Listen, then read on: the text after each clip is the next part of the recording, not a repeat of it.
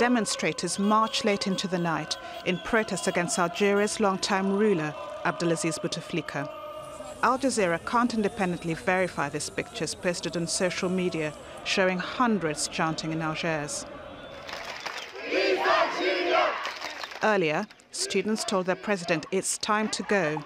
The protesters wanted the Constitutional Court to stop Bouteflika standing for a fifth term in next month's election.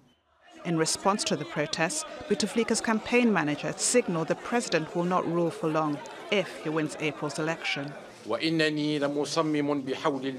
I pledge to organise early elections to be set up by the Independent National Conference.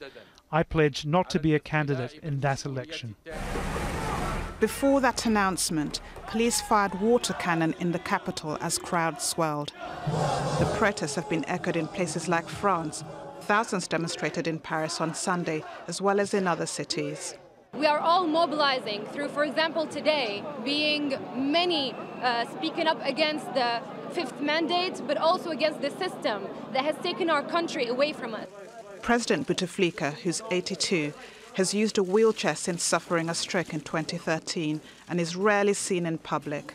He recently travelled to Switzerland for medical checks. On Saturday, he sacked his veteran campaign manager, possibly a tactic to calm the growing protest movement. The day before, tens of thousands of people took to the streets in the capital and in towns across Algeria. The protests represent the biggest challenge to Bouteflika's rule since the 2014 election, which was denounced by the opposition. But analysts say this is different to the protests during the Arab Spring. I don't think there's the anger and hostility against the president, which you saw in Egypt.